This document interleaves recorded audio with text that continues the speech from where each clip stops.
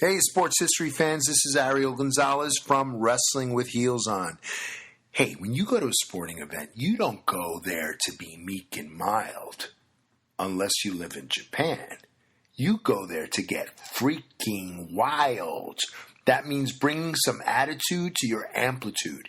How do you do that? You get Racket. R-A-K-I-T. Racket combines a compact 7-inch megaphone, 8 powerful adjustable LED lights, noisemakers, an insert you design, and it's all fully customizable to match your team's colors.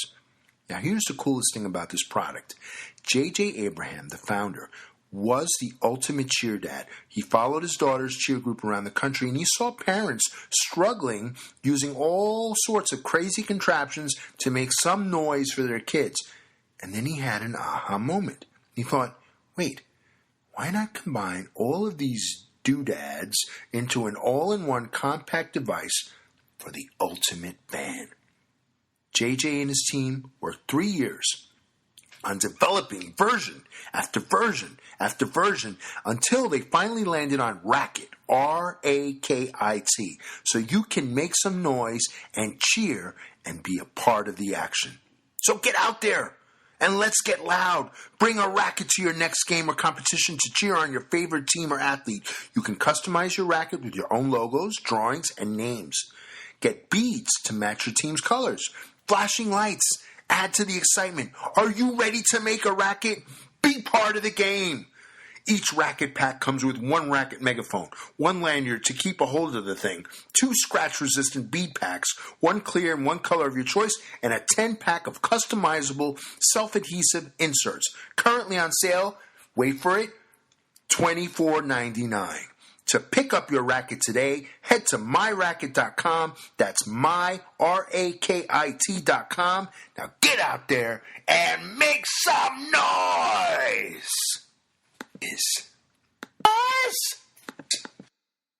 This podcast is part of the Sports History Network, your headquarters for the yesteryear of your favorite sport. You can learn more at sportshistorynetwork.com.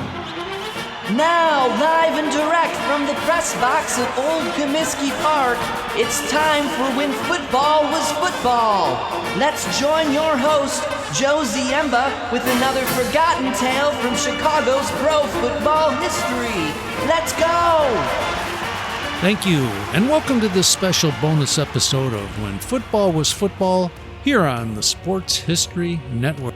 With all of the hype now delivered and the big day finally arriving, we'll take you back to December 14th, 1947, when the Chicago Bears and the Cardinals met in Chicago to determine the NFL's Western Division Championship. It had already been an unusual decade for both teams. Each organization survived the horrors of World War II and moved forward to this glorious day. For the Bears, another appearance in the championship game was expected. After all, the team under George Halas had already captured 4 NFL titles during the 1940s. The Cardinals, however, had endured a completely different scenario. At one time, from 1942 through 1945, the club had dropped a record 29 straight games. As such, this appearance in the Western Division title game was both appreciated and unusual. With both teams holding 8-3 records, the winner would be eligible for the NFL championship game later in the month against an opponent to be determined. Both Pittsburgh and Philadelphia entered the final week of the regular season with hopes of claiming that honor in the Eastern Division. The Steelers held an 8-4 mark on December 14, 1947, and had concluded their schedule. The Eagles were just a step behind at 7-4, but would need a win over Green Bay on the 14th in order to forge a tie with the Steelers and force a playoff for the division crown.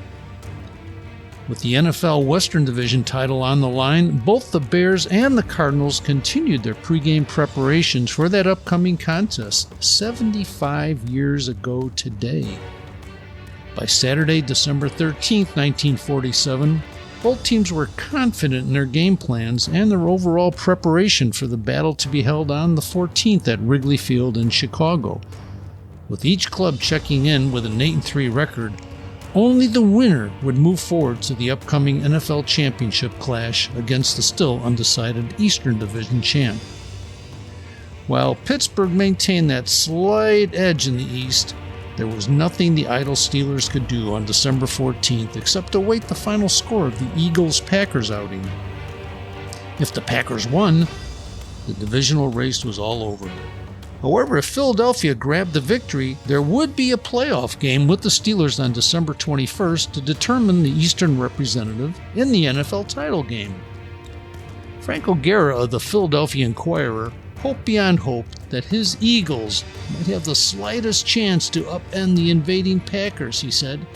The Eagles know that their courage and finesse must overcome their other deficiencies and bring them a victory over Green Bay, or they will be forced to take the runner-up berth in the Eastern Division for the fourth straight year. O'Gara also slipped a bit in his assumptions by adding, if there is no playoff in either division, the league title game will be at Wrigley Field next Sunday, December 21st. A playoff would defer it to December 28th. Either way, O'Gara neglected to mention that the Bears would first need to defeat the Cardinals in order to host the league title clash. Part of this equation was settled quickly as Superback Steve Van Buren led the Eagles to a comfortable and surprising 28-14 conquest of Green Bay. And the Philadelphia Inquirer was elated, saying, crippled and undermanned, the Birds rose to the heights they never attained at full strength to defeat the heavily favored Green Bay Packers 28-14. And Steve Van Buren became the greediest groundhog in the history of the National Football League by gaining 96 yards for a total of 1,008, 4 more than the previous mark. Van Buren's rushing totals surpassed the record of the Bears' Beady Feathers in 1934, when the latter picked up 1,004 yards during the season. Back in Chicago, as excited fans jammed into Wrigley Field on December 14th, no one seemed to care that the temperature would not exceed the mid-20s. A frozen turf, ancient NFL rivals, and the opportunity to witness the likely 2 best teams in the league was certainly an attraction. In addition, the Cardinals chose this day to honor a veteran lineman by holding Ray Apalkas Day prior to the game. Apalkas would be presented with, quote, a convertible coupe, a radio set, a motion picture set, and other gifts, unquote, according to the Chicago Tribune.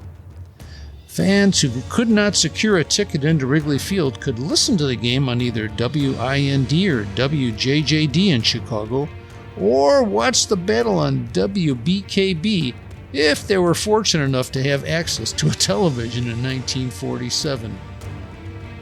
As it was, a crowd of 48,632 piled into Wrigley Field to witness the action. The Cardinals won the toss, and it was a dream come true for Coach Jimmy Councilman of the Cards. Councilman and his key assistants, Phil Handler and Buddy Parker, had spotted a possible flaw in the Bears' defense where a slower linebacker could be exploited by a speedy Cardinals receiver. However, the Cardinals receiver identified by Councilman for this responsibility, Babe Demenchev, was unable to practice all week due to being with his wife during her labor. Once a beautiful baby girl was born, Demenchev was only able to review his responsibilities on a chalkboard, but Councilman hoped for the best. The key to the whole scheme would be to run the play just once early in the game before the Bears could make adjustments.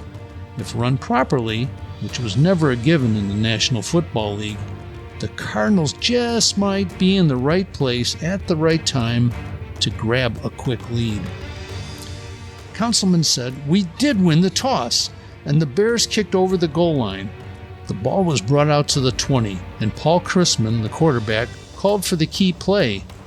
The defensive left halfback of the Bears was pulled toward the center of the field on a fake by our right end Mel Kuttner. Babe Demenchev swung to the outside, followed by the slower linebacker of the Bears. Babe gradually pulled away from him, and then at the 40-yard line, he turned, and Chrisman threw the long pass. In the Chicago Daily News, reporter Harry Shearer wrote, "No one could catch the Babe now. Chrisman hung the ball on a string perfect, and Demenchev dragged it in with a brilliant try in the Bear 49. He was off and away, 80 yards for a touchdown, just 16 seconds after the opening whistle." Councilman added, "It worked perfectly. Babe grabbed it and streaked for a touchdown. We kicked the point, and we were off to the 7-0 lead we figured we needed." The trick play had worked for the enterprising Cardinals, even if the team was never able to practice it. The Cards surged to a 27-7 halftime advantage and easily defeated the Bears 30-21 to win the Western Division title and qualify for the NFL Championship game on December 28th. But it all came back to that first play of the game and set the table for what would become a satisfying victory for the Cardinals, said Councilman. "We knew it would work. Every guy in the team played it perfectly. The most vital play of the game." We will resume our series on the 1947 Chicago Cardinals championship run on December 18th.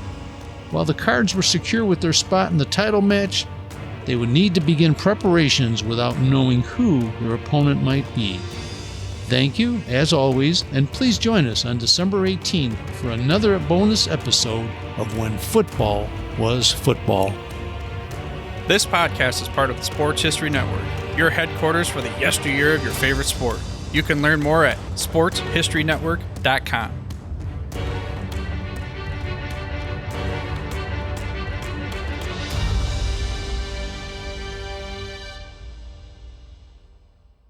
Hey there, sports history fan. This is Arnie Chapman, aka the Football History Dude, and I hope that you enjoyed this recent episode presented by the Sports History Network and were able to learn some good old-fashioned sports history knowledge nuggets. I started the Sports History Network back in 2020 with the mission to help podcasters find a community of like-minded sports history nerds, as well as helping aspiring podcasters to start their own shows. We have a little bit over 30 shows on the network right now covering all sorts of sports history, but as far as I'm concerned, we're just at the toothpick in the ocean moment, that can't even figure it out because there's so much more coming. We wanted to create the ultimate headquarters for sports yesteryear, starting with Podcast Network and our website, but we're going to continue to move into other mediums as well. And here's the cool part, because we want you to be part of our team. So if you're interested in starting your own podcast, or maybe being a guest on one of our shows, or who knows, maybe even writing an article for us over on the website. Seriously, all you gotta do is reach out to us on the contact page over at sportshistorynetwork.com. You can be as technologically savvy as a Neanderthal tapping on a stone trying to figure out this whole hieroglyphics thing back in the day. Again, it doesn't matter, because even if you don't understand the whole podcast space, we have a production team that can pretty much help you out with doing everything. All you gotta do, head over to sportshistorynetwork.com, head to the contact page, fill it out. That message goes right to me, and I'll reach out to you as soon as I can.